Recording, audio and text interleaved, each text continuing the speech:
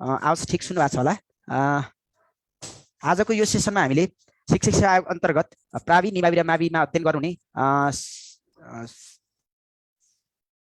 यो प्रथम पत्र अन्तर्गत सामान्य ज्ञान खण्डको दोस्रो सेसन आज हिजो हामीले पहिलो सेसन राखेका थियौँ सन्तोष खड्का सरबाट, र सरको आज एउटा हामीले डाइरेक्ट डेमो क्लास अथवा एउटा अब्जर्भेसन क्लास जस्तो अथवा पढाउने मोडालिटीलाई लिएर आजको यो सेसनमा हामी जोइन भएका छौँ।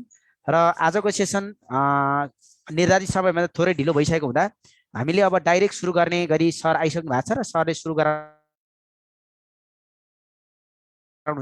र यो सेसन सकिएपछि लास्टमा हामीले भोलिबाटको क्लास कसरी लिएर जान्छौँ लगायतको ब्रिफिङ मैले अन्तिममा तपाईँलाई गरिदिएँ भाइ। र नर्मली क्लासको टाइम बेलुकी हाम्रो 6:30 बजेबाट सुरु भएर तपाईँको 9:30 बजेसम्म पढाउने गरी प्रथम पत्रको डिजाइन गरेको छ। यसमा 3वटै खण्ड आइक्यू, जीके र शिक्षा खण्ड र सब टपिक्स रहेको तपाईँको सूचना प्रविधि खण्ड र कानुन खण्ड पनि समावेश गरी एकैचोटि यो 5वटा खण्डलाई लिएर जाने गरी यो कोर्स डिजाइन गरिएको छ र हामीले भोलिबाटै यो क्लासलाई अगाडि बढ्छौँ। यसमा चाहिँ हामीले जम्मा 3000 शुल्कमा क्लास पढाउने गरी यो कोर्स डिजाइन गरेको छ।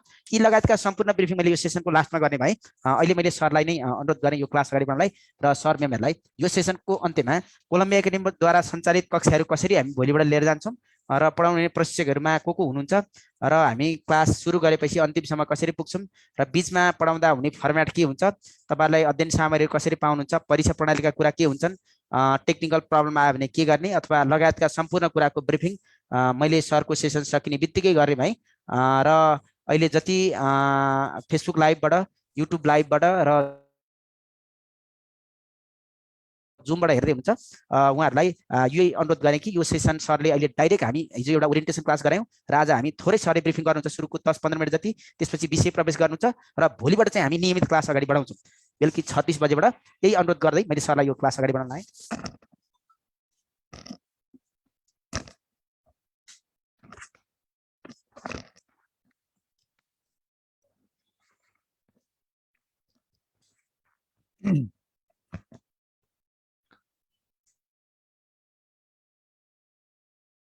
ल साथी नमस्कार, यहाँले मेरो आवाज सुनिरहनु भएको छ? एउटा सानो कमेन्ट पाउँ त, त्यसपछि म क्लास अगाडि बढाउँछु। साउन्ड आइरहेछ मेरो?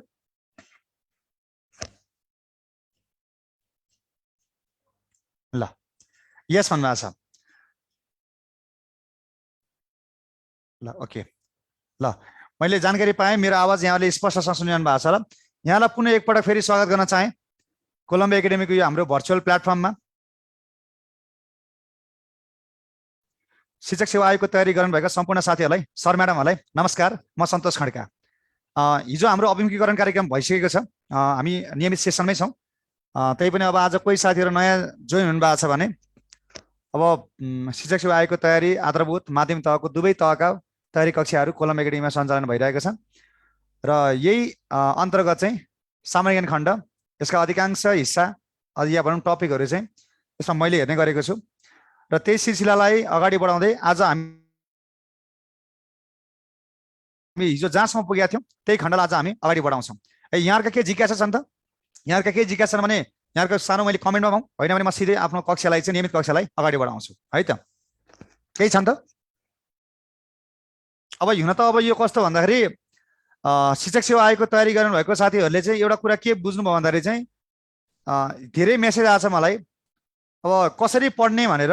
एउटा साधारण कुरा चाहिँ यहाँले के जान्नुहोस् भन्दाखेरि पहिला सामान्य कुरालाई हल गर्नुहोस्, सिलेबसलाई टुप्पो टुप्पो सबै छुनुहोस्, विषयवस्तुभन्दा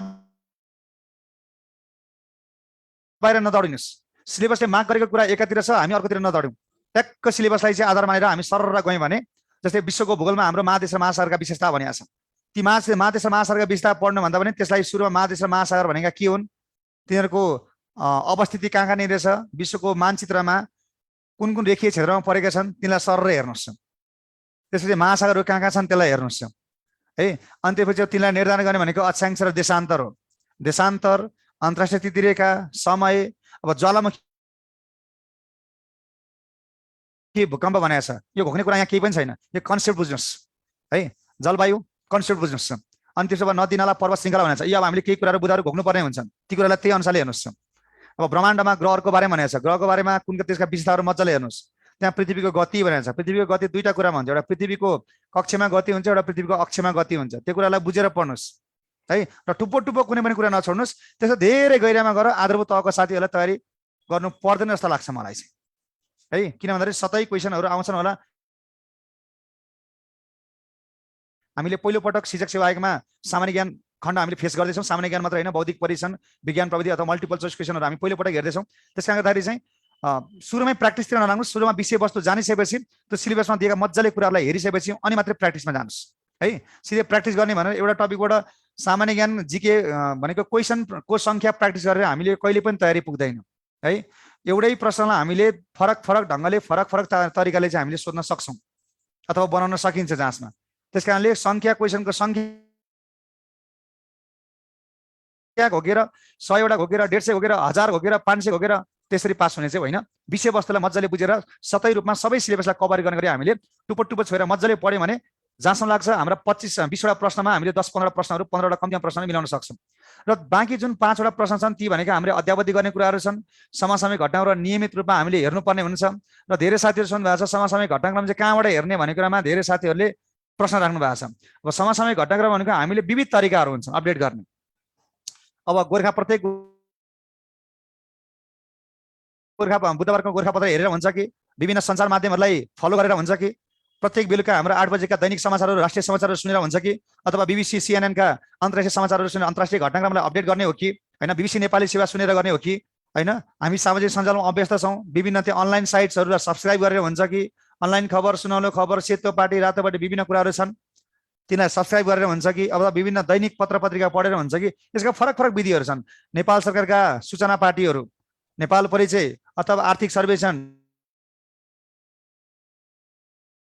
नेपालको बजेट प्रणाली अथवा अर्थ मन्त्रालयले जारी गरेका सूचनाहरू हुन्छन् कि राष्ट्रिय गौरवका आयोजनाहरूको बारेमा त्यही साइटमा गएर हेर्ने हो कि राष्ट्रपति तराई सुरेश संरक्षण कार्यक्रमको बारेमा त्यसमा डिटेलमा पढ्न त्यसैको साइटमा जाने हो कि। यी सबै कुराहरू के त हामीले विविध तरिकाले यसमा अध्ययन गर्नुपर्छ।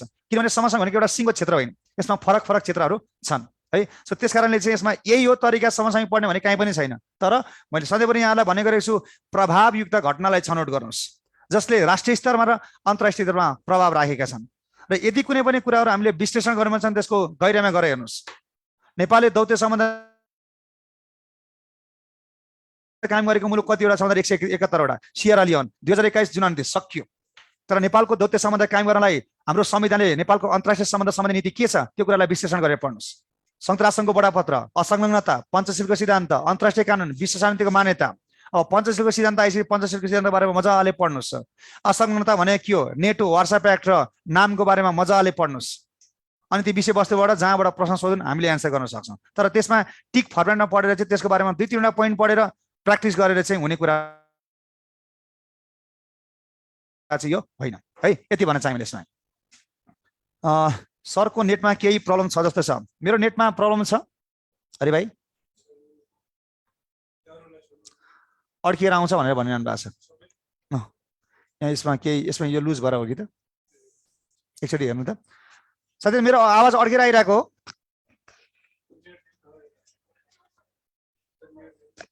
सबै क्लास मेरो नै त होइन, धेरै फ्याकल्टीहरू हुनुहुन्छ कोलम्बियामा। तर अधिकांश लगभग तपाईँको 50% भन्दा बढी भूभाग चाहिँ यो भूभाग जुन सामान्य ज्ञान खण्डको भूभाग छ। अब नेपालको भूगोल, विश्वको भूगोल, नेपालको इतिहास, अन्तर्राष्ट्रिय सङ्घ संस्था, ब्रह्माण्डका कुराहरू, विशेष गरी त्यसमा अलिकति हाम्रा कन्सेप्टका कुराहरू। अब ग्रहको बारेमा मैले यहाँलाई घोक्न सिकाउनु पर्दैन, महादेशका विशेषता पढ्न मैले यहाँलाई सिकाउनु पर्दैन, आर्थिक व्यवस्था पूर्वाधारमा कृषिले जिडिपीमा यति % योगदान दिन्छ भने मैले यहाँलाई सिकाउनु पर्दैन। तर अपडेट गर्नुपर्ने कुराहरू, हामीले नयाँ जान्नुपर्ने कुराहरू के छन् यी यहाँहरूलाई म दिने प्रयास गर्नेछु है। बुझ्नुपर्ने कुराहरू है त। झिकझाक आइरहेको छ, एकचोटि यसलाई सर हेरिहाल्नु छिटो। ल अब म विषयवस्तुमा प्रवेश गर्छु।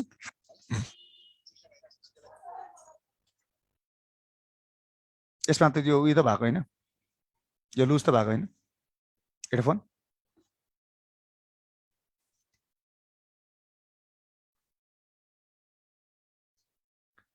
विज्ञापनमा हजुरको मात्रै भनी छ कस्तो विज्ञापनमा भन्नुभएको मैले कुरा बुझिनँ यसमा है। भयो। अब एकचोटि कमेन्ट पाउँ त। अब ठिक छ, मेरो आवाज सुनिरहनु भएको छ यहाँहरूले?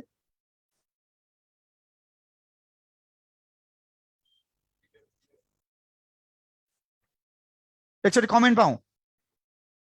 सम्पूर्ण साथीहरूलाई मैले आग्रह गरेँ, मेरो आवाज सुन्नु भएको छैन, नभए म क्लास अगाडि बढाउँछु। फेरि आवाज अहिले चाहिँ ठिक छ? ल ठिक छ। ल त्यसो भए मैले अब अगाडि बढेँ है त। हामी नियमित सेसनमा अगाडि बढ्छौँ अब।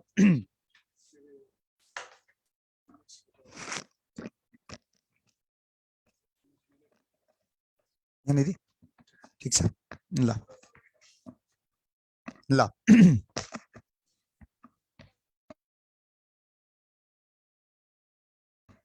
ल त अब हामी हिजो कहाँ थियौँ भन्दा हिजो हामीले नेपालको राजनीतिक तथा प्रशासनिक विभाजनको टपिकबाट हामी अगाडि बढ्दै थियौँ र यहाँहरूलाई मैले यसमा इतिहास पनि जोड्ने प्रयास गरेँ, हिजो भूगोल पनि जोड्ने प्रयास गरेँ र अर्को के त हाम्रो संविधानले निर्दिष्ट गरेको हाम्रो शासन प्रणालीलाई पनि थोरै यसलाई मैले सम्बोधन गर्ने प्रयास गरेका थिएँ है त। ल अब हामीले अगाडिको सेसनमा सङ्घका कुराहरू मैले हिजो यहाँलाई के भने त, नेपालको राज्य संरचनासम्म हामी यहाँ पुगेका थियौँ होइन त। नेपालको राज्य संरचना, अब यो संरचनालाई परिभाषित गर्ने भनेको संविधानले हो। संविधानले पहिलो के गर्छ भन्दाखेरि त्यो राज्यको संरचना कस्तो हुने भन्ने कुरा परिभाषित गर्छ र यो नेपालको वर्तमान संविधान जसको नाम हो नेपालको संविधान, त्यसले नेपालको मूल राज्य संरचनालाई कतिवटा तहमा, 3टा तहमा परिभाषित गरेको छ। त्यो भनेको के हो त, सङ्घ। ल अनि सङ्घको कुरा त हामीले सबै भनिसकेका छौँ नि। के कुरा गरिसकेका छौँ त, सङ्घ भनेको समग्र नेपाल एउटा सङ्घीय राज्य हो र भूगोल भनेको एउटा बृहत अवधारणा हो। मैले यहाँलाई के भनेको थिएँ, यो भूगोल हाम्रो विश्वको मानचित्रमा कहाँ छ त, पृथ्वीभित्रै छ एउटा नेपाल र पृथ्वीभित्र हाम्रा महादेश र महासागर विशेष गरी हामीले 2टा क्षेत्र विभाजन गरेका छौँ र महादेशभित्र पनि 7वटा महादेश छन्। त्योभन्दा ठुलो महादेश एसिया हो, एसियाभित्र दक्षिण एसिया छ, दक्षिण एसियाभित्र नेपाल छ र कुनै पनि भौगोलिक क्षेत्र ठ्याक्कै कहाँनिर छ भनेर निर्धारण गर्ने भनेका जम्मा 2टा परिकल्पना छन्, एउटा अक्षांश अर्को देशान्तर। मैले यहाँलाई भनिसकेको छु र अक्षांश र देशान्तरका मैले यहाँलाई कन्सेप्ट पनि दिइसकेको छु, अवधारणा पनि दिइसकेको छु। थप व्याख्या हामी यसलाई विश्वभूगोलमा गर्नेछौँ। अक्षांश अवस्थिति हामीलाई थाहा भइसक्यो, देशान्तर अवस्थिति पनि थाहा भइसक्यो। ती भनेका सबै के हो त, कल्पना हुन्। अक्षांश र देशान्तरले हामीलाई 4वटा डिग्री दिन्छन्।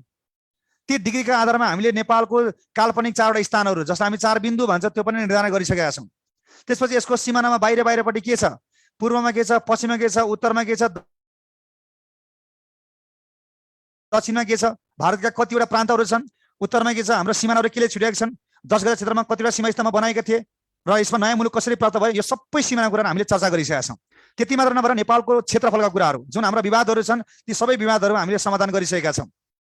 हाम्रो नेपालको क्षेत्रफलमा अब यति गरिसकेपछि हामीलाई कुनै पनि समस्या हुन्छ जस्तो मलाई लाग्दैन है। त्यसपछि यसको हाम्रो धरातलीय स्वरूप एउटा सी लेभलबाट रिफरेन्स मानेर नेपालको धरातल मापन गर्दाखेरि 60 मिटरदेखि 8848.86 मिटर र सगरमाथासँग जोडिएका नयाँ समसामयिक विषयवस्तु पनि हामीले चर्चा गरिसकेका छौँ। त्यसकारणले नेपालको प्रमाणित निर्धारणको आधार 86 डिग्री पूर्वी देशान्तर जुन चाहिँ गौरी सङ्ग्राम हिमाल ठोकिँदा त्यो समय स्थानीय समय हाम्रो देशभरि मान्दाखेरि त्यही समय हाम्रो लागि प्रमाणित भएको कुरा र जुन समय GMT भन्दा 5 घण्टा 35 मिनट छिटो रहने कुरा, यो पनि हामीले पढिसकेका छौँ। यी सबै कुराहरू के भन्दाखेरि सङ्घका हुन् र सङ्घपछि अब हाम्रो अर्को के छन् त भन्दाखेरि प्रदेश छन् र सबैभन्दा तल हामीसँग के छन् त, स्थानीय तह छन् हो। यसरी चाहिँ हामीले एउटा के हो त, ठुलो भूभागले एउटा सानो सानो सानो सानो बनाउँदै ल्याएर हामीलाई सिद्ध्याउने हो। केमा त, राजनीतिक तथा प्रशासनिक विभाजनको कुराहरू गर्दाखेरि। अब हामीले थाहा छ नेपालमा संहिताले दिएका सन्तान भनेका के हुन् त, 7वटा सन्तान छ हामीसँग। अब यी 7वटा सन्तानमा के छन् त भन्दाखेरि चाहिँ सन्तान त जन्माएर मात्रै हुन्छ त, हुँदैन नि त। सन्तान जन्माएपछि सन्तानलाई के दिनुपर्छ, नारायण गर्नुपर्छ, नाम दिनुपर्छ हो, नामकरण। नाम दिएर मात्रै हुन्छ त, उनीहरूलाई बस्ने खाने लाउने घाँस बाँस कवचको व्यवस्था गर्नु पर्यो नि त, पर्यो नि त। त्यो बस्ने ठाउँ भने के हो त, राजधानी हो। कस्तो राजधानी, स्थायी राजधानी। अर्थात् अब हाम्रो नयाँ संरचनामा सङ्घपछि हामी के को कुरा पढ्दै जान्छौँ भन्दाखेरि प्रदेशका कुराहरू पढ्दैछौँ। अब प्रदेशका कुराहरू पढ्न त पढ्छौँ, तर विगतमा नेपालका निजामती सेवामा,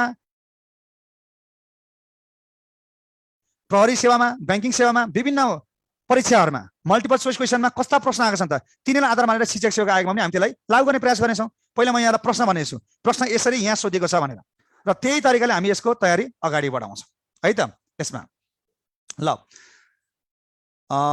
भानु कार्कीले भन्नुभएको छ हेलो भनेर। हेलो भानुजी, के छ खबर है? ल अब हामी कुरा गरौँ प्रदेशका।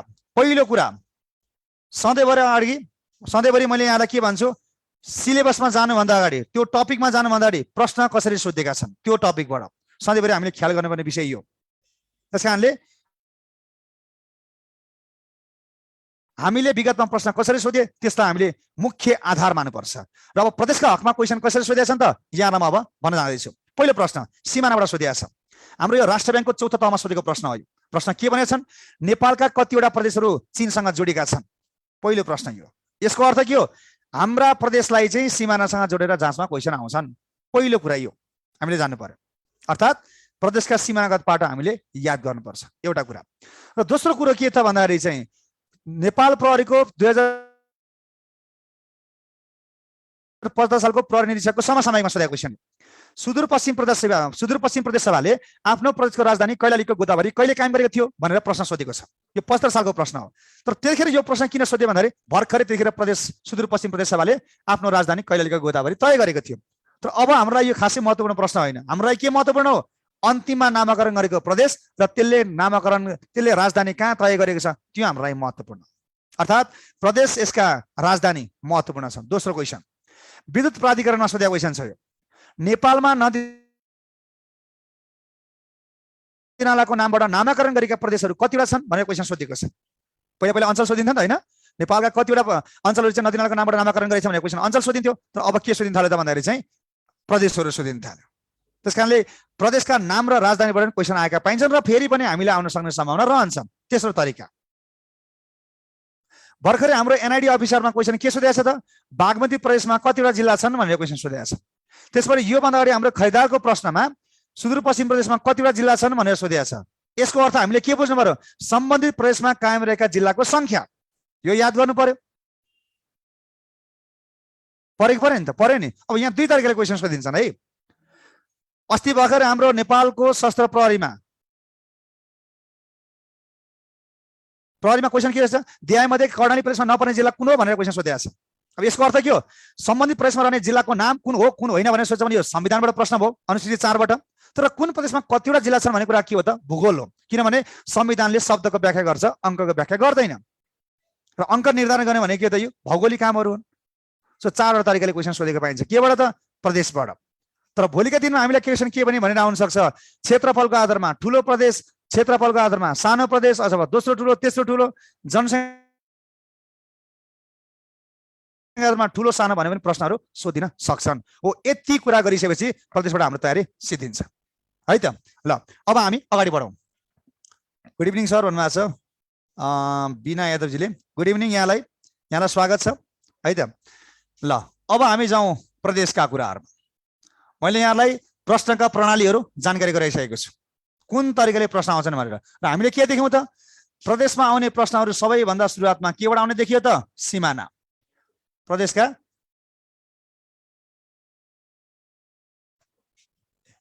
सिमानाको उसबाट चाहिँ हामीलाई प्रश्नहरू आउने देखियो है। अब यसमा एउटा त दुई तरिकाले सोधिन सक्छ। नेपालका कतिवटा प्रदेश चीनसँग जोडिएका छन्, एउटा तरिका भयो। कुन कुन जोडिएका छन्, कुन कुन जोडिएका छैनन्, अर्को तरिका भयो। एउटा संख्या सोध्ने भयो, अर्को नामै चाहियो हामीले।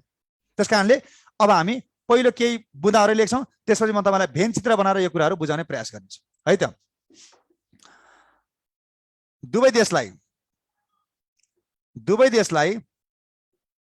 छुने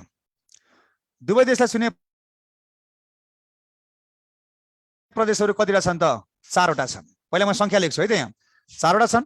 त्यसपछि अर्को भारतलाई मात्र छुने अथवा नेपालका कतिवटा न्यूनतम प्रदेश भारतसँग जोडिएका छन्। कुरा एउटै हो।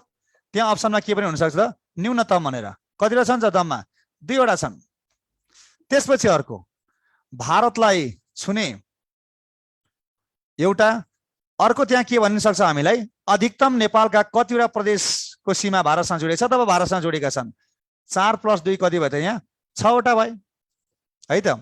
त्यसपछि अर्को केलाई छुने त भन्दाखेरि चीनलाई मात्र छुने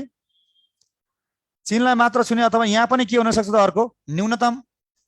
र यसको एन्सर कति जम्मा एउटा हुन्छ है त। त्यो कुन चाहिँ हामी लेख्ने नै छौँ। अर्को प्रश्न के हुने भयो त? चीनलाई छुने या भनौँ नेपालका कतिवटा अधिकतम प्रदेशको सीमा चीनसँग जोडिएको छ अथवा चीनसँग जोडिएका छन् भन्यो भने 4 + 1 कति हुने भयो त? यहाँ 5वटा हुने भयो। ल यदि सिमानालाई संख्यात्मक दृष्टिकोणबाट प्रश्न आउँछ भने यिनै प्रश्न हुन्। अब हामी जम्मा दुईटा देशसँग जोडिएका छौँ। यो सबैभन्दा सजिलो तरिकाले बुझ्ने विधि भनेको भेन चित्र मार्फत हो, भेन डायग्राम मार्फत हो। अब यहाँलाई म भेन चित्र मार्फत चाहिँ यी सङ्ख्या भए अब यसमा कुन कुन जोडिएका छन् अथवा छैनन् र प्रश्न कसरी सोधिन सक्छन् यी कुराहरूलाई हामी विश्लेषण गर्छौँ र यसलाई यहीँ सिध्याउँछन्। यदि भोलिको दिनमा हामीलाई सिमानाबाट क्वेसन आउँछ भने यहाँ भित्रबाट मात्रै आउने एउटा वातावरण हामीले बनाउनु पर्छ। यहाँलाई मैले बारम्बार भनेको छु, यसरी पढ्नुहोस्, त्यो टपिकबाट प्रश्न आउँदाखेरि प्रश्न बाहिर नजाउनु है। ल पहिला यसलाई नोट गर्नुहोस् यहाँहरूले।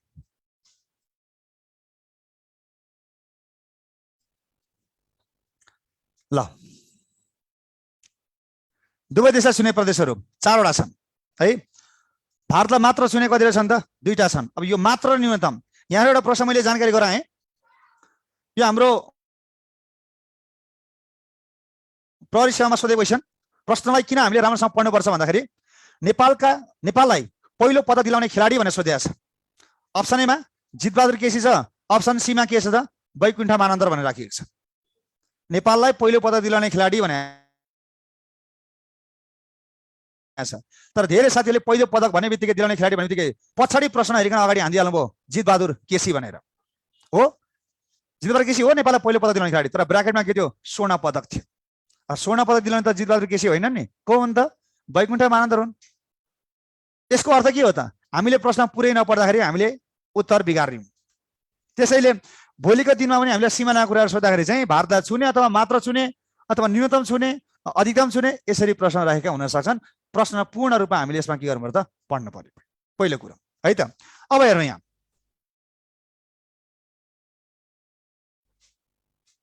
यतापट्टि भारत मानौँ, यसलाई के मानौँ त? हामीले चीन मानौँ। भारत र चीन। अब भारत र चीन यो बिचको के हो त? हाम्रो दुवै देशलाई छुने कुरा भयो।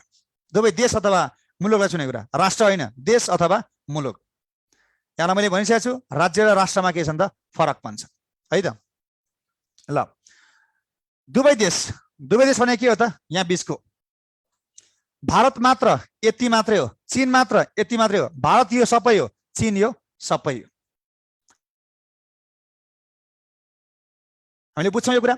ल हेरौँ यहाँ दुवै देश छुने प्रदेश 4वटा त हुन्, तर भोलि जाँचमा हामीलाई अप्सन एमा बागमती, अप्सन बीमा गण्डकी, अप्सन सीमा लुम्बिनी, अप्सन डीमा सुदूरपश्चिम राखेर चीन र भारत दुवैले नछुने देहाय मध्ये कुन चाहिँ प्रदेश हो भनेर क्वेसन सोधिन सक्छ, अथवा देहाय मध्ये भारतलाई मात्र छुने प्रदेशको कुन हो भनेर क्वेसन सोधिन सक्छ। त्यसकारणले संख्या मात्रै जानेर भएन, हामीले सम्बन्धित प्रदेश कुन कुन सिमानामा पर्छ अथवा कता कता छुन्छ त्यो पनि हामीले जान्नै पर्ने हुन्छ। सो त्यसको लागि अब यहाँ हेरौँ, यो एन्सर दिनुभन्दा पहिला हामीले पहिलो प्रश्न यहाँ मैले राख्न चाहेँ र यसको उत्तर म आफै भन्छु। नेपालका कतिवटा जिल्ला चीन र भारतसँग जोडिएका छन्? यहाँ भनौँ नेपालका कतिवटा जिल्लाले आफ्नो सिमाना चीन र भारतसँग जोडेका छन्? हामी सबैलाई थाहा छ, एउटा पूर्वमा ताप्लेजुङ, पश्चिममा दार्चुला। ताप्लेजुङ जिल्लाले चीन र भारतलाई छुन्छ भने ताप्लेजुङ प्रदेश नम्बर कतिमा हो त? 1मा हो। 1ले केलाई छुने भयो? चीनलाई पनि छुने भयो, भारतलाई पनि छुने भयो। त्यसकारणले चीन र भारतलाई छुने पहिलो प्रदेश एउटा 1 नम्बरको प्रदेश कुन हो त? प्रदेश नम्बर 1 हो। र अर्को हामीले के भन्यो त? दार्चुला। दार्चुला कति नम्बर प्रदेश? सुदूरपश्चिम प्रदेश। मैले सजिलो लागि मात्रै यहाँ 7 लेखेको, अब हामीले यसलाई 7 भन्न पाइँदैन, सुदूरपश्चिम भन्नुपर्छ। त्यसपछि हामी त्यसमा आउँछौँ है। यी दुईटा त भए, अनि अरू कुनले सुन्छन् त? अब यहाँ त हामीले 4 लेखेका छौँ, 4 त पुरानो पर्यो हामीले। सो 4 पुरानो अब हामीले एउटा प्रदेशहरूको दुईटा चाहियो। ती कुन कुन हुन् त? एउटा बागमती हो, अर्को कुन हो त? गण्डकी प्रदेश हो। अब बागमतीले मैले यहाँ सजिलो लागि मैले 3 लेखेँ, तर यो यसरी लेख्न चाहिँ पाइँदैन है, यो बागमती प्रदेश हो। अब बागमती प्रदेशको कुन जिल्लाले भारतलाई छोएको छ त भन्दाखेरि चितवन। अनि यतापट्टि के छन् त? धेरै छन्, रसुवा छ, नुवाकोट छ, सिन्धुपाल्चोक छ लगायतका जिल्लाहरूले केलाई छुन्छन् त? बागमती प्रदेशका चीनले छुन्छन्। यसको अर्थ के हो त? बागमती प्रदेश यता पनि जोडिया छ, यता पनि जोडिया छ, 3टा भयो। र अर्को कुन प्रदेश भन्दाखेरि चाहिँ गण्डकी प्रदेश। नेपालमा 70 जिल्ला भए, कहिले कायम भए? 14 साल भाद्र 5 गते। कसरी भयो त? विभाजित रूपमा भए। नवलपरासी टुक्रेर नवलपरासी बर्दाघाट सुस्ता पूर्व, नवलपरासी बर्दाघाट सुस्ता पश्चिम। जसलाई आज हामीले नवलपरासी बर्दाघाट सुस्ता पूर्वलाई हामी नवलपुर भन्छ भने बर्दाघाट सुस्ता पश्चिमलाई हामी के भन्छौँ त? परासी भन्छौँ। यद्यपि जाँचमा क्वेसन अस्ति हाम्रो एनआइडी को अफिसरमा क्वेसन के सोध्दा भन्दाखेरि चाहिँ अन्तिम जिल्ला कुन हो भनेर नवलपरासी पूर्व भनेर पनि राख्थ्यो। त्यहाँ नवलपुरै राख्छ पर्छ भने छैन रहेछ, नवलपरासी पूर्व नवलपरासी पश्चिम भनेर पनि राखेको पाइयो है। हो त्यो नवलपरासी पूर्व जसलाई हामी नवलपुर भनिरहेको छौँ आज, त्यो कुन प्रदेशमा पर्छ त? गण्डकीमा पर्छ। हो, त्यो गण्डकी प्रदेशको एउटा मात्र जिल्ला यतापट्टि भारतसँग जोडिएको छ भने यतापट्टि गण्डकी प्रदेशका चिनतिर जोडिएका जिल्ला कुन हुन् त? मनाङ, मुस्ताङ हुन्। यसर्थ के भयो त?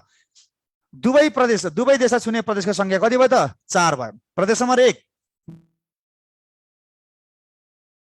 बागमती, गण्डकी र अर्को के भयो त? सुदूरपश्चिम भयो। यी 4वटा प्रदेश। त्यही भएर मैले यहाँलाई भने नि, भोलि हामीलाई बागमती, गण्डकी, सुदूरपश्चिम अनि लुम्बिनी राखिदिन्छ अथवा कर्णाली राखिदिन्छ अनि के भनिन्छ? देहायमध्ये चीन र भारतसँग नजोडिएको प्रदेश कुन चाहिँ हो? अथवा लुम्बिनी राख्यो भने भारतलाई मात्र छुने कुन चाहिँ हो? अथवा कर्णाली राख्यो भने चीनलाई छुने मात्र कुन चाहिँ हो? प्रश्नहरू यसरी हामीलाई सोधिन सक्छन् है। 4वटा प्रदेश, यसको एन्सर यो भइहाल्यो है त। ती कुन कुन रहेछन् त? प्रदेश नम्बर 1, 3 नम्बर भनेको हाम्रो कुन प्रदेश हो त? बागमती, 4 नम्बर भनेको कुन प्रदेश हो त? गण्डकी,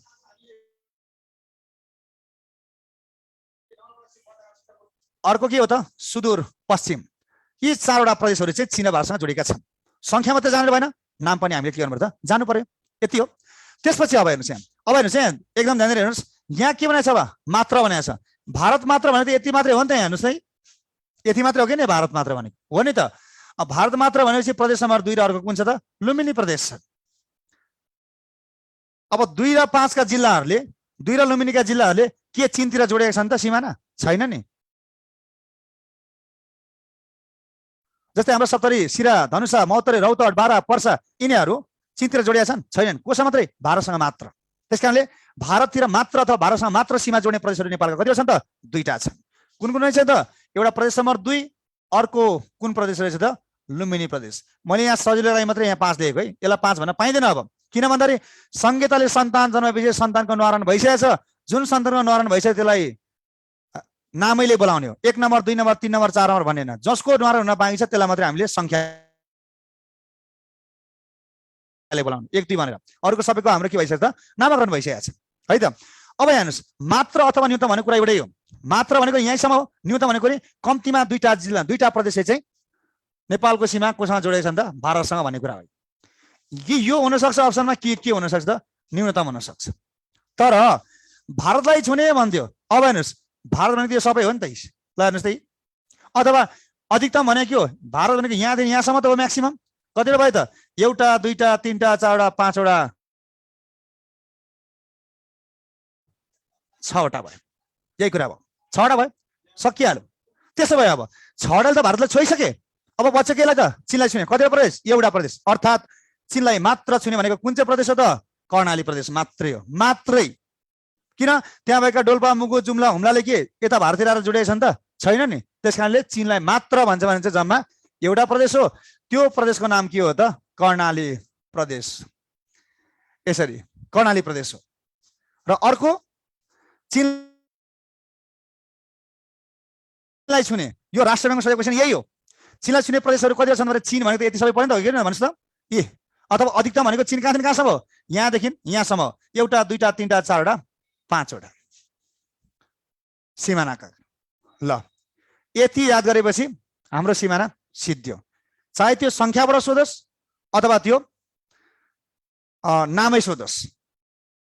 अब यहाँ नपढेका कुराहरू भोलि हामीले फरक तरिकाले कसरी सोधिन सक्छ त? भोलि सिधै नेपालका कतिवटा प्रदेश चीनलाई मात्र छोएका छन् भनेर चीनलाई मात्र भनेको यही त हो नि। अथवा भारतलाई नछुने प्रदेश कतिवटा छन्? यही होइन। भारतलाई नछुने, चीनलाई नछुने प्रदेश कतिवटा छन् भने कतिवटा त? यही होइन, 2टा। प्रश्न त जसरी पनि गर्न मिल्छ। यो चित्र याद गर्नु पर्यो हामीले। बीचमा प्रदेश नम्बर 1 बागमती प्रदेश, गण्डकी प्रदेश, सुदूरपश्चिम प्रदेश। यतापट्टि 2 नम्बर प्रदेश, यतापट्टि कुन प्रदेश त? लुम्बिनी प्रदेश। र यतापट्टि के हो त? कर्णाली। जसले चाहिँ केलाई छुँदैन? भारतलाई छोएको छैन। यिनले केलाई छोएका छैनन्? चीनलाई छोएका छैनन्। सक्यो। त्यस कारणले यो सिमानाको कुराहरू यति गरेपछि हामीलाई क्लियर हुन्छ कुरा, कन्सेप्टहरू है।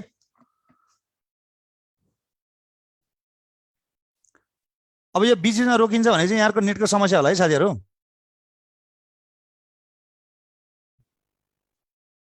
निर्मलजी, तपाईँको आफ्नो नेटको स्ट्रेन्थ चाहिँ चेक गर्नुहोस् है। कोलम्बियाको स्ट्रेन्थको 24 घण्टा अनलाइन क्लास यसरी नै भइरहेछ। यहाँको स्ट्रेन्थले चाहिँ कम भएछ। मेरै छेउमा छ यहाँ राउटर। त्यो पनि अहिले हाम्रो नयाँ पुरै खतरा चलिराख्ने। ल, यो के को कुरा भयो त? अब सिमानाको कुरा भयो। अब सिमाना पछि अर्को क्वेसन केबाट सोधेँ भने मैले अघि नामाकरण र यसको केबाट सोध्यो त? राजधानीबाट सोधेको पाइयो है त। के भनेर त? सुदूरपश्चिम प्रदेश सभाले आफ्नो प्रदेशको राजधानी कैलीको गोदावरी कहिले कायम गरेको थियो? यही प्रश्न थियो। अब यो प्रश्न खासै महत्त्वपूर्ण होइन जाँचमा। अब महत्त्वपूर्ण प्रश्न के हो? हालसालै नामाकरण गरेको प्रदेश कुन चाहिँ हो त? लुम्बिनी हो। हालसालै भनेको अन्तिम त हो। लुम्बिनी प्रदेशले आफ्नो प्रदेशको राजधानी दाङ देउखुरी कहिले कायम गरेको थियो अथवा कहाँ कायम गर्यो, नाम के राख्यो, यो महत्त्वपूर्ण हो नि त। कि त हाम्रो इतिहास महत्त्वपूर्ण हुन्छ, पहिलो महत्त्वपूर्ण हुन्छ, कि त हाम्रो अन्तिम महत्त्वपूर्ण हुन्छ है। सो अब यहाँहरूले के गर्नु पर्यो भन्दाखेरि चाहिँ यतापट्टि प्रदेश लेख्नुहोस्। 1 2 3 4 5 6 7 यति। त्यसपछि अर्को भनेको यसको के त? नामाकरण। नामाकरण। अब यहाँ संविधान पनि जोडिन्छ है। हाम्रो संवैधानिक व्यवस्था के छ यो पनि म यहाँलाई जानकारी गराउँछु। र नामाकरण पछि अर्को के त? यसको स्थायी राजधानी। राजधानी पनि कस्तो हुनुपर्छ? यहाँ फेरि स्थायी राजधानी हुनुपर्छ है, पर्मानेन्ट क्यापिटल। ल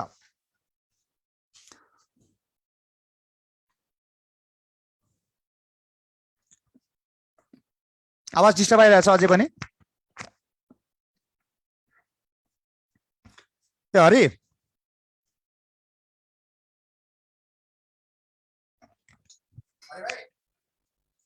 आवाज डिस्टर्ब आइरहेछ भाइ, एकचोटि यहाँ हरिलाई यो पठाउ त।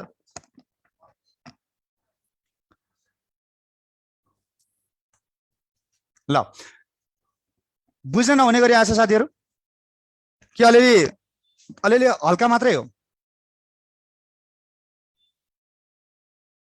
रोक्नै गरिने आछ कि किन यस्तो आइरहेछ? सबैको कमेन्ट त्यही आइरहेछ।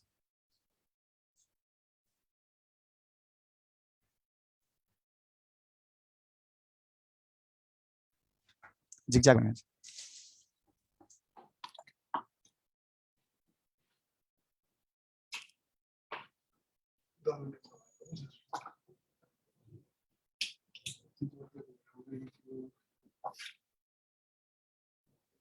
एकैछिन है, हाम्रो यहाँ टेक्निसियन भाइले चाहिँ फिक्स गर्दै हुनुहुन्छ।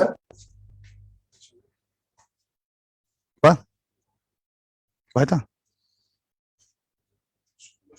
ल ल अब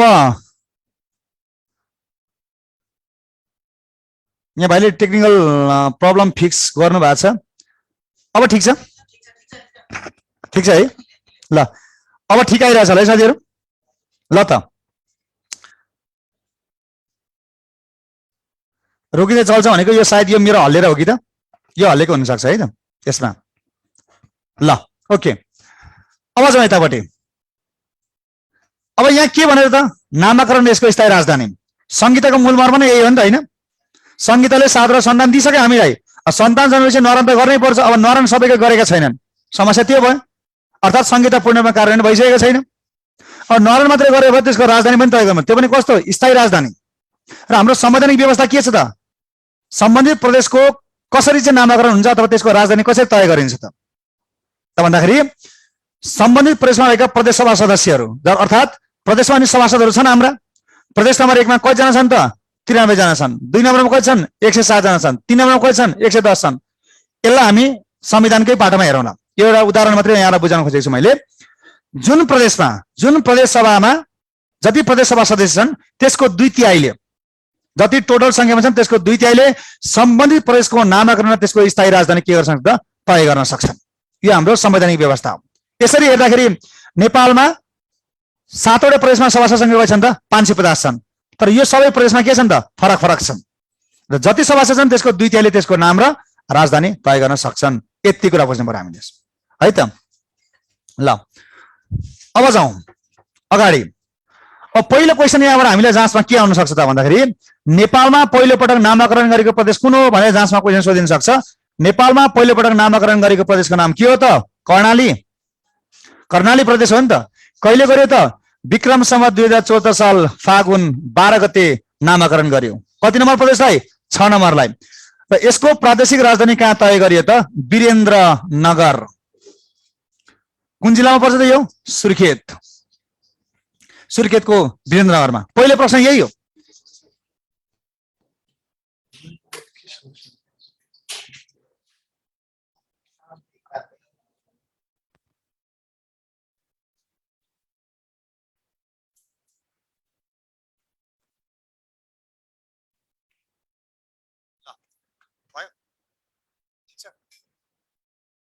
अब मैले अर्को स्पिकर चेन्ज गरेछु। सायद अब यसमा समस्या नआउला।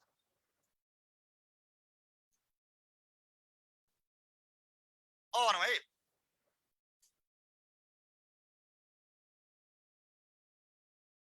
माइकमा प्रब्लम छैन, नेटमा छ सर।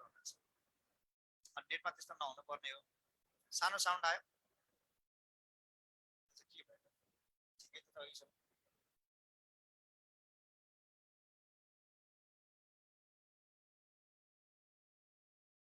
अरे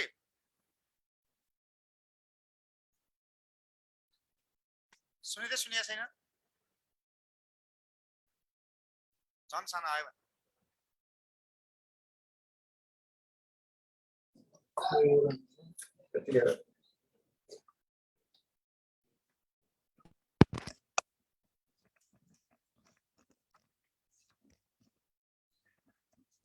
मेरो आवाज तपाईँको कान कानसम्म गुन्जेन हो यो सानो माइकले?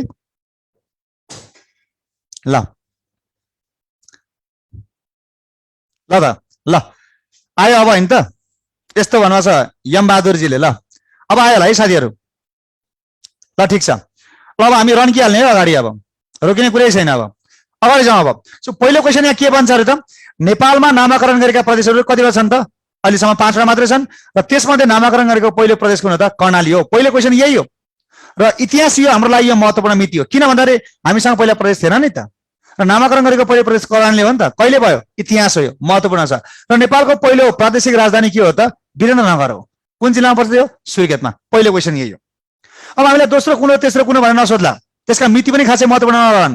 अब पढ्नुपर्छ, सामयिक ज्ञानमा नआउला भने त केही पनि सकिँदैन, तर मस्ट एक्जाम पोइन्ट अफ भ्यूबाट हेर्दाखेरि कि पहिलो महत्त्वपूर्ण कि अन्तिम महत्त्वपूर्ण हुन्छ। र अहिले भइरहेका परीक्षा प्रणाली हेर्दाखेरि पनि यी बीचमा बागमतीका कहिले भए अनि प्रदेश समरीको राजधानी कहिले तय गरे भन्ने मितिहरू खासै सोधेका पाइँदैनन्। किन भन्दाखेरि चाहिँ अब ती मिति भन्दा पनि त्यसको नाम र त्यसको राजधानी चाहिँ महत्त्वपूर्ण छन् जस्तो मलाई लाग्छ है। ल अब जाउँ, दोस्रो नामाकरण गरेको प्रदेश कुन चाहिँ हो त? गण्डकी। कति नम्बरलाई गण्डकी भने त? 4 नम्बरलाई। कहिले बन्यो? 2075 साल असार 22 गते। र यसको प्रादेशिक राजधानी कहाँ हो त? पोखरा। पोखरा भनेको कुन जिल्ला पर्छ हाम्रो? यो कास्कीमा। कहिले गर्यो त? 2075 साल असार 18 गते। 75 साल असार 18 गते। यहाँ अलिकति फरक छ है। एउटै मिति भनेको सम्बन्धित प्रदेशको नामाकरण एकै दिनमा हो र प्रादेशिक राजधानी तय गरेको एकै दिनमा हो। एउटै प्रदेश सभाको बैठकले त्यसलाई पारित गरेको कुराहरू हुन्। तर यो भनेको के त? यसमा पहिला राजधानी तय गरेको छ अनि मात्र यसको के गरेको छ त? नरण गरिएको छ। ल हेर्नुहोस् त, यहाँ सन्तान जन्मितिकै खुसी भएर पहिले बस्ने ठाउँ बनाइदिइहालेछ यसले। अनि बस्ने ठाउँमा चाहिँ नरण भने त पछिबाट गरौँला नि भनेर हेर्नु त, 4 दिनपछि गरेको छ कि छैन? त्यहाँ छ नि प्रादेशिक राजधानी, यही हो। त्यसपछि अर्को नामाकरण गरेको त्यसपछि कुन हो त? यही हो जुन हामीलाई समसामयिकमा सोधेको थियो। किन समसामयिक थियो त्यतिखेर? किनभने 75 सालमा यही समसामयिक थियो।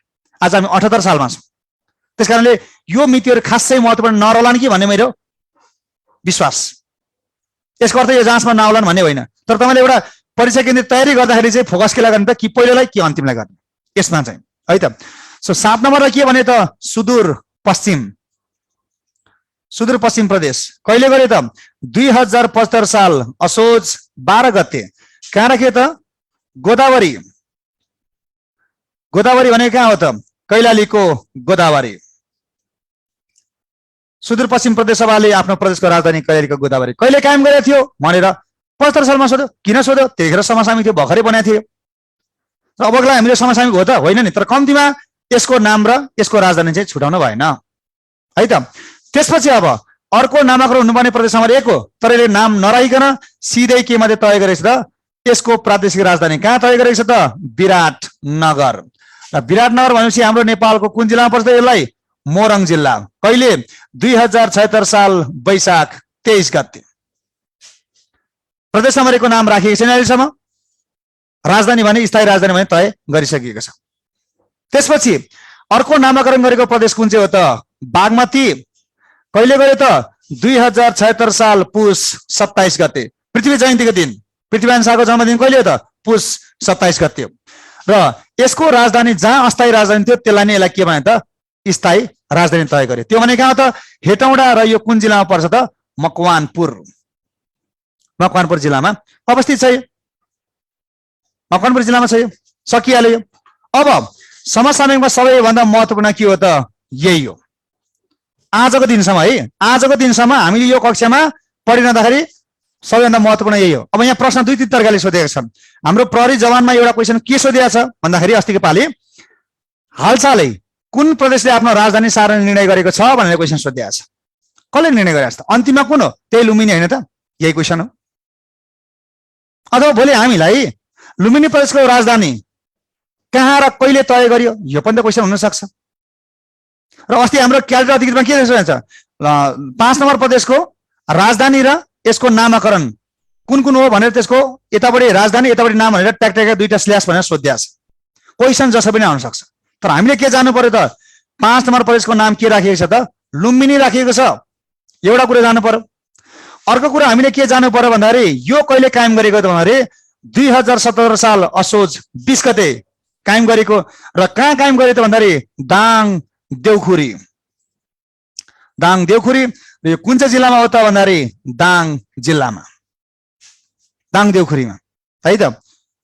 अन्तिममा नामाकरण गरेको प्रदेश लुम्बिनी हो आजको दिनसम्म। अब भोलि अरूले गरे भने फेरि हामीले नयाँ समसामयिक हुन्छ यो। तर आजको दिनसम्म समस्या हाम्रो यही हो। त्यसकारणले इतिहासको दृष्टिकोणले सर्वाधिक महत्त्वपूर्ण यो छ। समसामयिक दृष्टिकोणले सर्वाधिक महत्त्वपूर्ण कुन छ त? लुम्बिनीको कुरा छ। यति कुरा चाहिँ हामीले यसमा जान्नुपर्ने हो है त। र अर्को मैले यहाँ क्वेसन के जानकारी गराएँ, हाम्रो विद्युत प्राधिकरणमा सोधेको क्वेसन के थियो त? नदी नालाको नामबाट नामाकरण गरेका प्रदेश कतिवटा छन् भनेर। जब यो क्वेसन सोधेको थियो यसको आन्सर दुईटा मात्रै हुन्थ्यो। तर यो प्रश्न सोधिसकेपछि यसमा अर्को प्रदेश जुन चाहिँ नदीको नामबाट नामाकरण थपिसकेको छ, त्यो कुन थपेको त? बागमती। अबको दिनमा हामीलाई नदी नालाको नामबाट नामाकरण गरेको प्रदेश कतिवटा छन् भन्दाखेरि एउटा, दुईटा, तीनटा, यही हो। भोलि हामीले धार्मिक क्षेत्रको नामबाट नामाकरण गरेको कति छ भने एउटा छ। अथवा क्षेत्रगत रूपमा नामाकरण गरेको कतिवटा त? एउटा। किनभने पहिला त हाम्रो सुदूरपश्चिमाञ्चल विकास क्षेत्र थियो, सो क्षेत्रगत रूपमा नामाकरण गरेको भयो भने यो। यसको अर्थ नेपालमा अहिलेसम्म नामाकरण गरेका प्रदेशको संख्या कति छ त? 5 वटा छ। भने स्थायी राजधानी तोकिएका प्रदेशहरू कतिवटा छन् त? 6 वटा छन्। प्रदेश नम्बर 2 को अहिलेसम्म नामाकरण हुन पनि सकेको छैन। यसको स्थायी राजधानी पनि तय गरिएको छैन। यसको अस्थायी राजधानी के हो त? जनकपुर। यसको अस्थायी मात्रै हो, नाम छैन। यसको अस्थायी राजधानी मैले कहाँ भने त? जनकपुर हो। यति कुराहरू प्रदेशका नामाकरण र राजधानीबाट फरक फरक डाइमेन्सनमा क्वेसन सोधिन सक्छ। अब तपाईँलाई गाह्रै क्वेसन बनाउनु पर्यो भने राजधानी तय गरेको मितिका आधारमा क्रम सही कुन छ, अथवा दोस्रो नामाकरण गरेको कुन चाहिँ हो, तेस्रो नामाकरण गरेको कुन चाहिँ हो, अन्तिम नामाकरण गरेको कुन चाहिँ हो, यसरी पनि क्वेसन नसोधा भन्न सकिँदैन। तर त्यति धेरै गहिरोमा प्रश्न नजाँदा कि त यति याद गरिसकेपछि यो त कुन पहिलो कुन दोस्रो, हामी त जम्मा 7 वटा छन्, जम्मा नामाकरण गरेको 5 वटा छन्, के को याद गर्न सक्नु सकिहालिन्छ नि यति होइन त। ल यति कुरा भयो यसमा। र अर्को प्रश्न यसमा के भने त मैले कुन प्रदेशमा कतिवटा जिल्ला, यो क्वेसन पनि त सोधेको छ नि बारम्बार। र मलाई जहाँसम्म लाग्छ म फेरि पनि भन्छु, यो क्वेसन कि त संविधानको अनुसूची 4 बाट सम्बन्धित प्रदेशमा रहने जिल्लाहरू कुनमा पर्छन् कुनमा पर्दैनन् कि त्यहाँबाट, कि यताबाट कुन प्रदेशमा कतिवटा जिल्ला छन् छैनन् कि त्यहाँबाट, होइन भने एउटा नेपालका कुनै पनि एउटा क्षेत्रहरू दिएर। जस्तै स्वर्गदरी कति नम्बर प्रदेशमा छ भनेर हाम्रो टियु को सिम्याट एक्जामिनेसनमा सोधिसकेको प्रश्न हो। भोलि हामीलाई कुन हिमाल कुन प्रदेशमा, अथवा नेपालका कुनै महत्त्वपूर्ण धार्मिक क्षेत्रहरू कुन प्रदेशमा, महत्त्वपूर्ण कुनै पर्यटक गन्तव्यहरू कुन प्रदेशमा अथवा कुन जिल्लामा सोधिन सक्छन् त्यस्तो तरिकाले। तर प्रश्न एउटा आउँछ, आइराकै छ, प्याटर्न हेर्दा आइराकै छ। हामी चाहिँ कहाँ अछुत हुन सक्छौँ त? हाम्रो लागि पनि प्याटर्न के हो त? त्यही नै हो। सो अब यहाँ चाहिँ कुन प्रदेशमा कतिवटा जिल्ला छन् भन्नलाई चाहिँ यदि त्यसरी संख्यात्मक दृष्टिकोणले प्रश्न आउँछ भने यहाँले गर्नुपर्ने के हो त? अब त्यसमा जाउँ है त। ल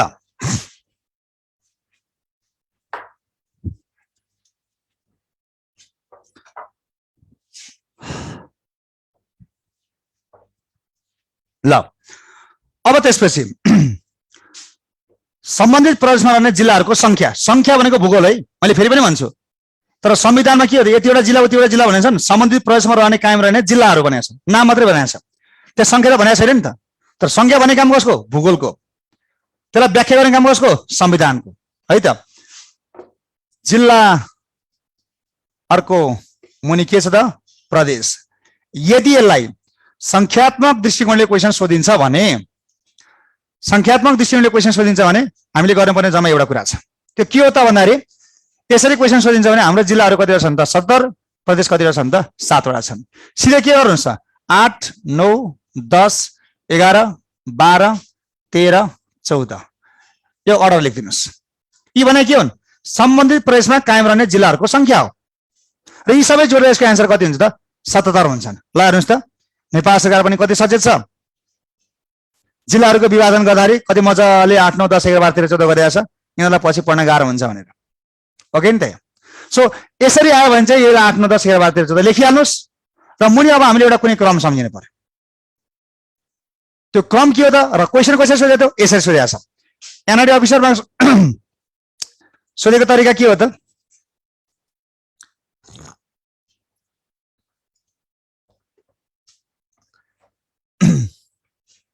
ल यसलाई बागमती प्रदेशमा कतिवटा जिल्ला छन् भनेर क्वेसन सोधेको छ। 13 वटा। खरदरमा के क्वेसन सोधेको छ? सुदूरपश्चिम प्रदेशमा कतिवटा जिल्ला छन् भनेर सोधेको छ। भोलि क्वेसन कसरी सोधिन सक्छ? सबैभन्दा कम जिल्ला संख्या भएको प्रदेश कुन चाहिँ हो भनेर सोधिन सक्छ। 2 नम्बर। सबैभन्दा बढी जिल्ला संख्या भएको प्रदेश कुन हो भनेर सोधिन सक्छ। 1 नम्बर। यसको अर्थ के हो? यो माथिको प्याटर्न चेन्ज हुँदैन। सिधै जब प्रदेशलाई संख्यात्मक दृष्टिकोणले जिल्लासँग जोडेर सोध्छ भने माथि 8, 9, 10, 11, 12, 13, 14 लेखिदिहाल्ने क्वेसन पेपरको माथिपट्टिबाट। र मुनिको यो हामीले क्रम सम्झिनु पर्यो के? यो सम्झिनु पर्यो मुनि। मैले यसलाई कसरी सम्झाएको थिएँ? अब यहाँ म पुर्याएर भन्छु नि, हिजो हामीले भनेको सूत्र। सूत्र भनेको आफ्नो तरिका हो, आफ्नो दिमाग हो। अरूको दिमागमा नखेल्नुहोस्। अरूले जोडेका शब्दमा पछि नदौडिनुहोस्। आफैले बनाउनुहोस्। कसरी सहज लाग्छ? किनभने बनाउन केही समय लाग्छ, त्यसपछि तपाईँको दिमागमा घुसेपछि त्यो कुरा कहिले पनि बिर्सिँदैन। त्यसरी त्यो तात्तुतु गर्दै त्यो शब्दको पछाडि दौडिनु भयो भने फेरि जानेको त आउला, तर सुरुचोटि पढ्दा ती के हुन्? ती शब्द जोडेका महाभारतमा भएका पात्रका शब्द जोडेका हुन् कि रामायण भएका पात्रका शब्द जोडेका हुन् कि नदीका शब्द जोडेका हुन् कि थाहा हुँदैन हामीले। जब त्यही कुरा घोक्नै पर्छ भने त्यो कसरी सूत्र हुन सक्छ? मेरो जुन तरिकाले मेरो दिमागमा समाउँछ त्यसरी सम्झिनुहोस्। त्यही हो सूत्र भनेको। खोला त्यसै हामफाल्ने होइन, खोला तराउने एउटा बाटो चाहिन्छ, पुल चाहिन्छ। त्यो पुल बनाउने काम तपाईँको। कसैले डोरीमा चढेर तर्नुहुन्छ, कसैले पुलमाथि चढेर तर्नुहुन्छ, कसैले ढुङ्गा हानेर त्यसको छामेर कति गहिरोसम्म नापेर तर्नुहुन्छ। यो आफ्नो शैली हुन्छ। शब्द जोड्ने अरूको दिमागी कुराहरूलाई चाहिँ आफ्नो दिमागमा जबरजस्ती प्रवेश नगराउनुहोस्, यो घातक हुनेछ। यति कुरा तपाईँले विश्वास गर्नुहोस् यसमा। सो मैले कसरी सम्झाएको थिएँ? मेरो कसरी सम्झाएको थिएँ यो मैले यहाँलाई भन्ने कुरा हो। अब यसलाई ग्रहण गरे कि नगरे यहाँमा भर पर्छ। किनभने यहाँको दिमाग फरक छ, मेरो दिमाग फरक छ, मेरो सिकाइको तरिका फरक छ, है त? मैले यसलाई कसरी सम्झाएको थिएँ भने म 27 वर्षको भएँ, मेरो बुवा हुनुभयो 64 वर्षको, मेरो मम्मी हुनुभयो 53 वर्षको, मेरो 1 वर्षको भर्खर भाइ जन्मिया छ भनेर सम्झेको थिएँ क्या मैले। मलाई सही लाग्यो नि त यसरी। 1 वर्षको मेरो छोरै जन्मिया छ, छोरी जन्मिया छ। कसलाई कसरी सही लाग्छ मुनि सम्झिने हो। अब उपयुक्त भने त्यसलाई फोन नम्बर सम्झिनु भन्छ नि। आफ्ना प्रेमी प्रेमिकाको फोन नम्बर, आफ्ना श्रीमान श्रीमतीको फोन नम्बर, अथवा यतै मलाई याद गर्न सकिहाल्छ नि भनेर सम्झिन सकिनुहुन्छ, अथवा यता 27 सम्झेर यता 31 सम्झेर बिचमा 645 सम्झिने हो कि कसरी सम्झिने हो? सम्झिनुहोस्, तर चाहिन्छ। मैले भन्ने पाटो के हो त? यो हामीले पढ्नुपर्छ। अब कसरी पढ्नुहुन्छ? यहाँहरूको पाटो हो। तर क्वेसन आउँछ, आइराकै छन्। हामीलाई पनि त्यही फर्मेट हो। अझै हाम्रो त मैले के भन्छु? सर्फेस क्वेसन आउँदा यी क्वेसन नसोधेर के सोध्ने त? यही प्याटर्नका क्वेसनहरू हुन्छ, है त? त्यस कारणले विगतमा सोधेका, यतापट्टि निजामतीमा विभिन्न संस्थानमा सोधेका कुराहरू तपाईँहरूले चाहिँ म्यान्डेटरी हेर्नुहोस्, है। धेरै साथीहरूले कमेन्ट गर्नुभएको छ कहाँबाट हेर्ने, कसरी हेर्ने भनेर। यसलाई मैले तपाईँहरूलाई एउटा मैले फेसबुक पेज दिन चाहेँ यसमा एकचोटि, ठ्याक्क मलाई याद आइहाल्यो। यो पेजमा तपाईँहरूका हालसालै सोधेका जति पनि क्वेसन छन् जिकेका सबै समाधान यसमा छन्। सन्तोष खड्का लोकसेवा तयारी छलफल सौँ भन्ने पेज छ, है। धेरै साथीहरूले जिज्ञासा राख्नु भएको छ कहाँबाट हेर्ने भनेर। यसबाट हेर्नुहोस्। हिजो आज जिकेकै क्वेसन सोधेका छन्, सबै यसको सोल्युसन यहाँ हुन्छ। यदि नेपालीबाट भेट्नु भएन भने यसलाई इङ्ग्लिसमा नि खोज्न सक्नुहुन्छ। सन्तोष खड्का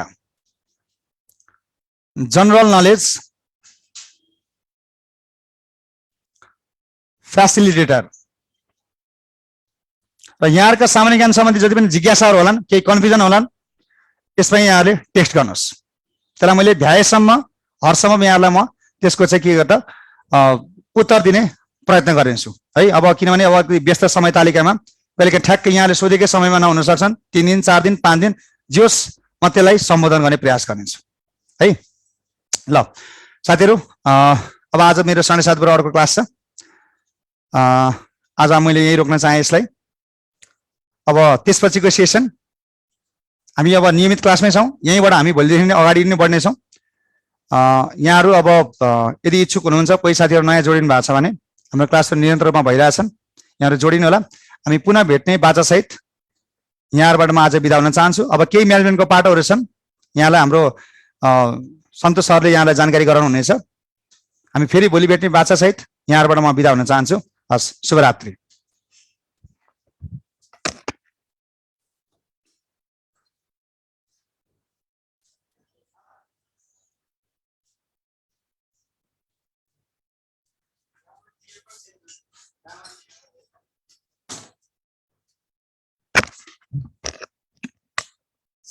ओके, अब बाँकी हाम्रो रेगुलर सेसनको कुरा म अगाडि बढाउँछु। विशेष गरी अहिले पछिल्लो पटक यङ जेनेरेसन प्लस एकदमै तपाईँको पछिल्लो जेनेरेसनमा चाहिँ अब कोलम्बियाबाट हामीले जुन रिसोर्स पर्सनलाई अगाडि सार्यौँ, उहाँहरूको एकदमै विद्यार्थीले रुचाइदिनु भयो र सोही अन्तर्गतको जुन अझै सम्भव भएसम्म भौतिकको कुरा हो। अहिले जुन कोलम्बियामा जति टिचर टिमहरू देख्नु भएको छ, केही नदेखेको टिम छ, त्यो टिम अझै बेस्ट छ। जुन सरहरू हामीले यहाँ देखाइरहेका छौँ, योभन्दा नदेखेको टिचर टिम अझै बेस्ट छ। ती सरहरूको क्लास तपाईँको एकदमै टफ लेभलको क्लास हुन्छन् र केही सरहरूका मात्रै हामीले ओरिएन्टेसन डेमो क्लासहरू दिन सक्यौँ भनेको अब धेरैजना सरहरूको टिम हुँदाखेरि केही सरहरूको मात्रै उपलब्ध गराउन सकियो अथवा हामी कन्टिन्यू गराउने प्रक्रियामा छौँ।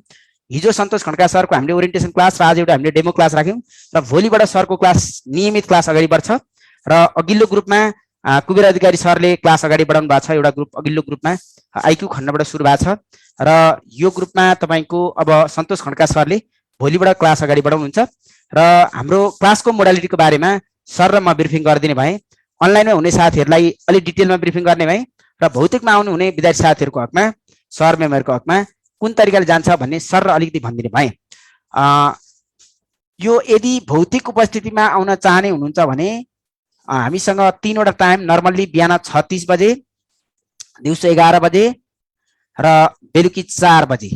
यो टाइममा अहिले आउनुहुने सन्तोष खड्का सर, जिकेमा मित्र घिमिरे सर, गोपी चन्द्र पौडेल सर, आइक्यू तर्फ कुबेर अधिकारी सर, यता शिक्षा खण्डमा तोयनाथ अधिकारी सर, युवराज अधिकारी सरहरूको टिम छ।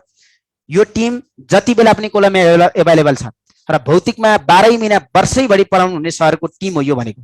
कहिलेकाहीँ तपाईँहरूलाई यसो झुलुक्क डेमो क्लास, ओरिएन्टेसन क्लास भन्ने एक दिन देखाइएका सरहरू उहाँहरू होइन।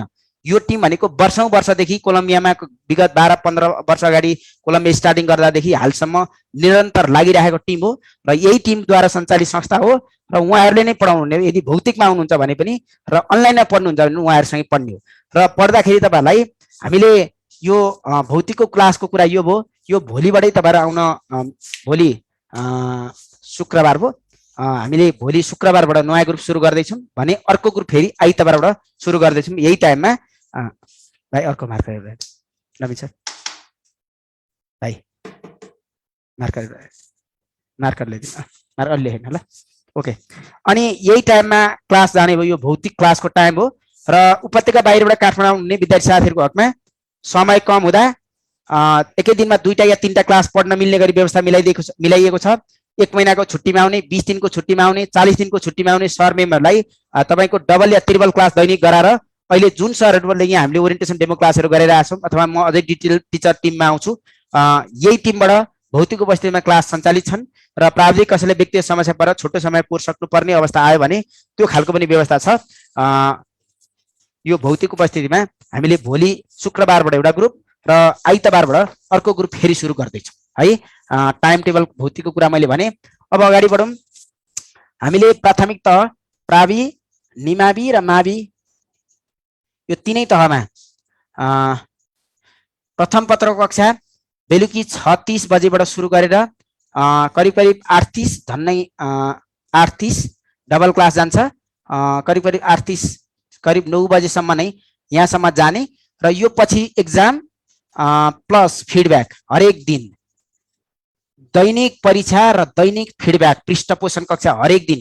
र हजुरले के बुझ्नु होला क्लियर भने मैले भौतिक उपस्थितिमा अत्यन्तै ठुलो समय पढाइराख्दा यहाँ लाइभ एक्जाम भौतिकमा बेन्चमै बसेर लिएका पटक पटकका परीक्षामा एकदमै न्यून सङ्ख्यामा 2-3 जना मात्रै 5-7 जना मात्रै विद्यार्थी साथीहरु पास हुने अवस्था छ भनेको 20 वटा प्रश्न मिलाउने अहिले यहाँ पढिरहनु नै हामीले पटक पटक लिएका परीक्षा हेर्दाखेरि 20 वटा प्रश्न मिलाउने संख्या अत्यन्तै कम छ। यसको अर्थ प्रथम पत्रमै धेरै संख्या फेल हुन सक्ने सम्भावना अत्यन्तै बढी छ। यसको अर्थ एकदमै जोडबल गर्नु होला। प्रथम पत्रमा एक दिन टुप्लुक्क टिचर यसो युट्युबमा फेसबुकमा देखिएका भरमा कन्फ्युज नहुनु होला। हामीसँग पढाउने सरहरु भनेको 12 महिना जुन टिचर टिम देखाएको छ यही सरसँग सुरु गरेदेखि अन्तिमसम्म पढ्ने हुन्छ है। मोडालिटी यो हुन्छ र तपाईहरुले प्रथम पत्रमा एकदमै बढी जोडबल गर्नुपर्ने भएर यो हरेक दिन परीक्षा र लगत्तै फिडब्याक मोडल राखेको हामीले र दैनिक 2 वटा हामी कक्षा गर्छौं। तपाईको हामीले 36 बाट सुरु गरेपछि दैनिक 1 घण्टाको अथवा एउटा टुप्लुक्क क्लास हैन हरेक दिन 2 वटा क्लास गर्छौं र परीक्षा सञ्चालन गर्छौं सोही दिन र लगत्तै तपाईहरुको फिडब्याक हुन्छ भनेको 1 को उत्तर के गरे आयो 2 को के गरे लजिक सही जाने भो।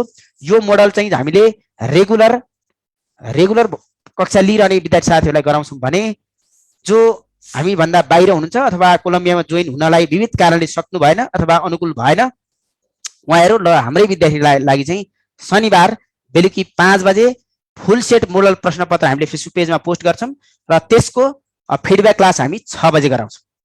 1 घण्टाको टाइम टेबल हुन्छ, कति स्कोर हान्न सकिन्छ, कति गर्न सकिन्छ त्यसलाई हेर्ने र त्यसलाई सेभ गरेर राख्नुलाई पछि पनि ती प्रश्नपत्र कति महत्त्वपूर्ण कोलम्बियाले सोधेको रहेछ भन्ने थाहा पनि हुन्छ र कम्पेरिजन गर्न पनि तपाईलाई अलि सहज हुन्छ। कुन स्ट्यान्डर्डको प्रश्नपत्र हुँदो रहेछ अथवा कसरी गराइदो रहेछ भन्ने एउटा कम्पेयर गर्न सक्नुहुन्छ। यसको लागि कोलम्बिया एकाडेमीको फेसबुक पेज र युट्युबबाट विगतमा पटक पटक सोधिएका प्रश्नपत्रहरूलाई पुनः हजुरले हेर्न पनि सक्नुहुन्छ। ओके, अब अगाडि बढौं। यो तपाईको हामीले प्रथम पत्रको कक्षाको कुरा गरिरहेको छु मैले। यसमा आईक्यू खण्ड, जीके खण्ड र शिक्षा खण्ड मेन भूमिका यसमा देखिन्छ, जसमा आईक्यूमा कुबेर अधिकारी सर सुरुबाट अन्तिमसम्म कम्प्लिट र सम्पूर्ण फिडब्याकमा वीरेन्द्र जोशी सर अथवा टीका आचार्य सर है। हामीसँग 3 जना प्रशिक्षक हुनुहुन्छ आईक्यूमा। यो फिडब्याक तर्फ टीका सर र वीरेन्द्र सर। त्यसो हुँदाखेरि तपाईको हाई लेभल क्वेशन पनि प्र्याक्टिस गर्न पाउनुभयो र रेगुलर क्लासमा कुबेर सरको क्लास रहनेछ अहिलेको यो ग्रुपमा। र जीके तर्फ तपाईहरुलाई हामीले दिने भनेको सन्तोष खड्का सर अहिले तपाईहरुलाई ओरिएन्टेसन क्लास गराउनुभयो, डेमो क्लास गराउनुभयो, उहाँले क्लास गराउनुहुन्छ। त्यसपछि मित्र घिमिरे सर हुनुहुन्छ। मित्र घिमिरे सरको हामीले डेमो क्लास ओरिएन्टेसन क्लास राखिसकेका छौं। हाम्रो फेसबुक युट्युबबाट हेर्न सक्नुहुन्छ मित्र सरको ओरिएन्टेसन डेमो क्लास। त्यसपछि गोपी चन्द्र पौडेल सर 3 जना प्रशिक्षक हुनुहुन्छ। गोपी चन्द्र पौडेल सर यो 3 जना प्रशिक्षक हुनुहुन्छ। जीके तर्फ सुरुदेखि अन्तिमसम्म कम्प्लिट कोर्स यति 3 जना प्रशिक्षकबाट मात्रै पढाइ हुनेछ र आईक्यूमा कुबेर सर मैले भनिगाएँ है। र शिक्षा तर्फ शिक्षा खण्डमा तोयानाथ अधिकारी सर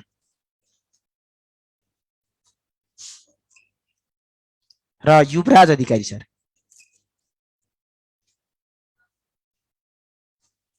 ओके, टिचर टिम सकियो। यति नै मात्रै टिचर यिनै टिचरबाट यदि पढ्न चाहनु भएको हो भने चाहिँ भर्ना गर्नु होला। भोलि भर्ना गरिसकेपछि यो भन्दा बाहिरी टिचर चाहियो भन्ने मनमा छ भने चाहिँ एडमिसन नगर्ने र यी भन्दा बाहेकका टिचर मसँग हुनुहुन्न। कोलम्बिया पढाउने टिचर टिम भनेको यही हो। भौतिकमा आए पनि यही टिमसँग पढ्ने, अनलाइनमा भए पनि यही टिमसँग पढ्ने है। बुझ्नुभयो? यति सरबाट मैले कोर्स सक्ने भए उहाँहरुसँग तपाईहरु पढ्न तयार हो। यदि खोजेको टिम यही हो भने जोइन गर्ने, पैसा तिर्ने, होइन भने अप्सन अरु पनि होलान्। यसको अर्थ यसलाई तपाईहरुले जम्मा जम्मी 3000 शुल्क बुझाउने र भोलिबाट नियमित क्लास अगाडि बढाउने। भोलिको क्लासको समय मैले यहाँ बताएँ करिब बेलुकीको तपाईहरुको 9:30 सम्मको टाइम, झन्नै 10 पनि बज्न सक्छ। यो सम्म समय बेलुकी 36 मा सुरु गरेको क्लास प्रथम पत्रकै लागि मात्रै पनि तपाईको 3 घण्टाको करिब टाइम दिन सकिन्छ हैन। यति गर्नु भयो भने तपाईको मजाले फिनिशिङ हुन्छ। डेली परीक्षा फिडब्याक, डेली 2टा क्लास, करिब मैले यो कोर्स तपाईको 50 देखि 55 दिनमा कोर्स ब्रेक गर्छु अथवा एकचोटी म सकाइदिन्छु। तपाईहरुको कम्प्लिट कोर्स 50 देखि 55 दिनमा कोर्सै सबै सकिन्छ। बाँकी जति दिन बच्छ त्यो बाँकी बचेको दिनमा सम्पूर्ण दिनमा रिभिजन क्लास, जाँचको अघिल्लो दिनसम्म पढेको पढाइ गर्ने। बुझ्नुभयो? शनिबार पनि पढ्ने, सरकारी बिदा दिन पनि पढ्ने, यही मोडलमा जान्छ। कन्टिन्यू पेलेको पेले जाने मोडल हुन्छ। यसरी टाइम दिन सकिन्छ। पढ्ने समय छ, डिभाइसले काम गर्छ अथवा खोजेको मोडल मिल्यो भने हैन यस अनुसार अगाडि बढ्नु होला है। र यसको लागि पेमेन्ट प्रोसेसहरु म तपाईहरुलाई उपलब्ध गराउँछु। अब यहाँ बैंक डिटेल लगायतका कुरा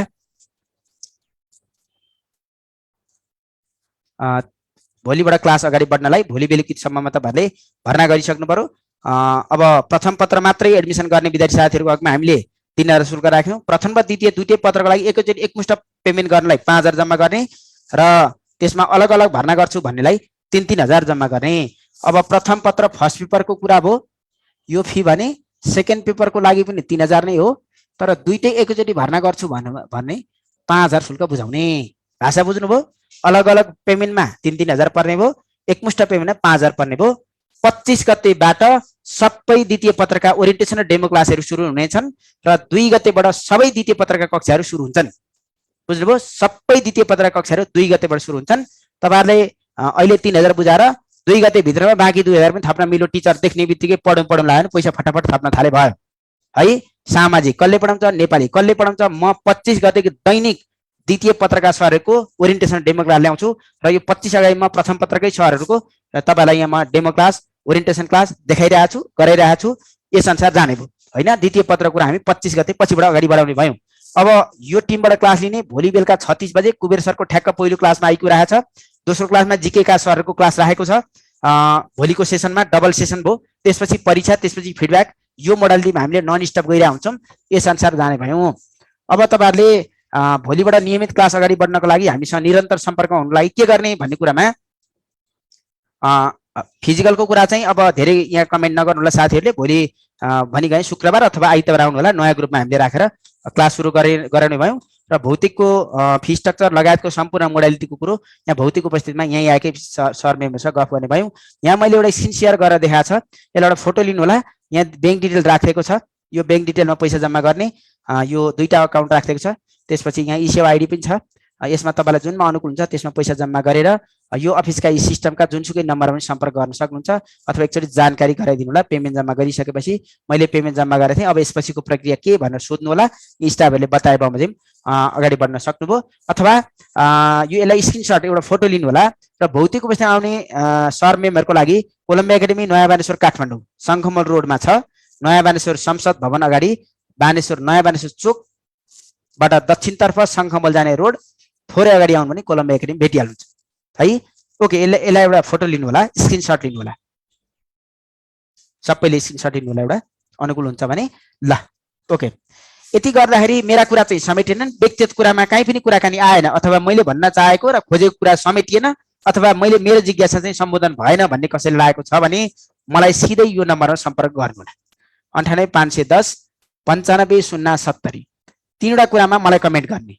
नम्बर 1 टिचर टिम सरले पढाएको काहीँ कतै छिचिकै पहिलो क्लासदेखि लास्ट क्लाससम्म काहीँ कतै एकै दिन पनि बुझ्नु भएन भने मलाई कमेन्ट गर्नु होला। पहिलो क्लासदेखि अन्तिम दिनसम्म काहीँ कतै टिचर टिम तलमाथि भयो भने कमेन्ट गर्ने। नम्बर 2 एक्जाम र फिडब्याक भएन भने कमेन्ट गर्ने। परीक्षाको पाटो अघि मैले भनिदिसकेँ। अब अध्ययन सामग्री स्टडी मटेरियल्सको कुरामा यदि चित्तबुद्ध नोट आएनन्, उपलब्ध भएन, अध्ययन गर्नुपर्ने सामग्री कमजोर भए अथवा अपडेट भएनन् भने कमेन्ट गर्नु होला। बाँकी कुरामा मैले अघि भनेको मोडालिटी अनुसार नै चल्छ, यही अनुसार जाने भयो। अहिले अघि मैले जुन मोडालिटी क्लास जान्छ भने त्यस फर्मेट जाने भयो। यो डिटेल ब्रिफिङ मैले प्रथम पत्रको मात्रै गरिरहेको छु र द्वितीय पत्रको कुरामा 25 गते पछि तपाईहरुलाई 25 गतेबाट हामी डेमो क्लासहरू सुरु गर्छौं र त्यसपछि हामी अगाडि बढाउने भयौं। तर अहिलेको डाटाले अघि मैले के भने प्रथम पत्रमा एकदमै हामीले लिएका पटकपटकका परीक्षामा हेर्दाखेरि एकदमै न्यून संख्या मात्रै प्रथम पत्रमा पास हुने अवस्था हुँदा तपाईहरुले पनि प्रथम पत्रमै व्यापक जोडबल गर्नुहोस्। प्रथम पत्र कट्नु भयो भने पास हुने सक्ने सम्भावना बढी हुन्छ। ट्यालेन्ट मान्छे प्रथम पत्रमै फेल भएर पहिलो चरणबाट बाहिरिने सम्भावना भएको हुँदा द्वितीय चरणलाई अहिले नै आत्तिहाल्नु पर्ने अवस्था छैन। प्रथम पत्रमा कन्फर्म पास हुन्छु, म चाहिँ अब कन्फर्म ग्यारेन्टी पास हुन सक्ने लेभल भयो, म चाहिँ पर्फेक्ट भइसकेँ भन्ने कसैलाई छ भने 25 गते पछि तत्काल सुरु हुने रिटर्न पेपरका कक्षाहरू सुरु गर्नु होला। होइन भने अहिले प्रथम पत्रमै व्यापक जोडबल गर्नु होला। र प्रथम पत्र पास भइसकेपछि पनि द्वितीय पत्र निकै टाइम बच्छ। थ्योरी विषय हो, आफैले पढेको कोर्स अन्तर्गत पर्ने हुँदाखेरि सजिलो पनि हुनसक्छ र कम्पिटिसन पनि कम छ। थोरै साथीहरू हुनुहुन्छ, थोरै माथिमा आफै अटोमेटिक थाहा हुन्छ कि आफूले दरखास्त दिएको ठाउँमा कति मान्छे पास हुनु र बाँकी कति रहे भन्ने कुरो पहिले थाहा हुन्छ। त्यसो हुँदा प्रतिस्पर्धाको लेभल के छ, पास मात्रैले पनि जाहिर खान सक्ने अवस्था हुने हुँदा प्रथम पत्र एनिहाउ पास हुने मोडलमा खोज्नु पर्यो। त्यो तरिकाले मर्यादा गरेर लाग्नु पर्यो। त्यसैलाई हो दैनिक परीक्षा फिडब्याक 2वटा कक्षा र यो लेभलको रिसर्च पर्सनबाट क्लास गरेको। र तपाईँको यो अध्ययन सामग्री आज एडमिसन गर्नुभएको विद्यार्थी साथीहरूलाई हामीले भोलिपल्ट 12 बजेपछि भोलि भर्ना गर्नुभयो भने पर्सि 12 बजेपछि भनेको 12 गते भर्ना गर्नलाई 13 गते 13 गते भर्ना 14 गते भनेको आज भर्ना गर्नु भने भोलिपल्ट 12 बजेपछि अपडेट नोट सम्पूर्ण टिचर टिम जुन देखाएको छ उहाँहरूको अपडेट नोट भोलिपल्ट 12 बजेपछि मेलमा हामी उपलब्ध गराउँछौँ जीमेल मार्फत। किन नोट पहिले दियो भन्दा चाहिँ टिचर टिम पहिले फिक्स छ, नयाँ टिचर खोज्नुपर्ने अवस्थै छैन। यसको लागि के गर्ने, नोट पनि पहिले दिने। पढाइ हामी पछि पढाउँदै आउने भयौँ, तर नोट हामीले पहिले पठाइदिन्छौँ। त्यो नोटलाई सुरुमा पढ्नु होला, मजाले पढ्नुहोस्। त्यसमा अपडेट हुन्छ, थोरै हेर्दा थोरै होला, तर मेन चाहिने जिस तानेर लिएको हुन्छ। त्यसपछि बुकलाई फलो गर्नु भने सजिलो पनि हुन्छ है। ओके, अब भोलि हामी 36 बजे भेट्ने भयौँ। भोलि बेलुका शुक्रबार 36 बजेबाट क्लास अगाडि बढ्ने भयो। करिब 9:30 सम्म टाइम अनिवार्य छुट्याउनुपर्छ। यति टाइम दिन नसकिने भर्ना नगर्ने है। यो 3000 पनि किन खेर फाल्नु पर्यो होइन, यो 3000 शुल्क किन जम्मा गर्नु पर्यो। यो टाइम दिन सकिन्छ, खोजेको मोडालिटी मिल्यो भने अहिले भर्खर मैले बैंक डिटेल उपलब्ध गराइदिइ गएँ, त्यसमा पैसा जम्मा गरेर अहिले भर्खरै को क्लासबाट तपाईँलाई अगाडि बढाउन मिल्यो। ओके, अब मैले योभन्दा पछि मैले सम्भव भयो भने भोलि अथवा शनिबारको सेसनमा सूचना प्रविधि पढाउने हाम्रो प्रशिक्षकको तपाईँलाई मैले विशेष डेमो क्लास लिएर आउँछु। सूचना प्रविधिको सरको बल्ल हिजोबाट मात्रै मिलेको छ र बहुत यतातिर रेगुलर क्लासमा उहाँले हिजोबाट सुरु गरिसक्नु एउटा ग्रुप, र सूचना प्रविधिको म तपाईँलाई एउटा विशेष डेमो मेरो बाँकी रहेको छ, उहाँको ल्याउने भएँ। मैले आइक्यू कुबेर सरको पनि गराएँ, मित्र घिमिरे सरको जिके, सन्तोष खड्का सरको जिके, गोपीचन्द्र पौडेल सरको जिके, तोयानाथ अधिकारी सरको शिक्षा खण्ड सबैको मैले डेमो क्लास राखिदिइसकेको छु। यसलाई कोलम्बियाको फेसबुक युट्युबबाट पनि पुनः दोहोऱ्याएर हेर्न सक्नुहुन्छ र नियमित क्लासमा भोलिबाटै सहभागी हुन सक्नुभयो है त। ओके, हस्, थ्याङ्क यू। यो फ्रीको आइडी आजसम्म मात्रै, भोलिलाई छैन है। ओके, हस्, थ्याङ्क यू।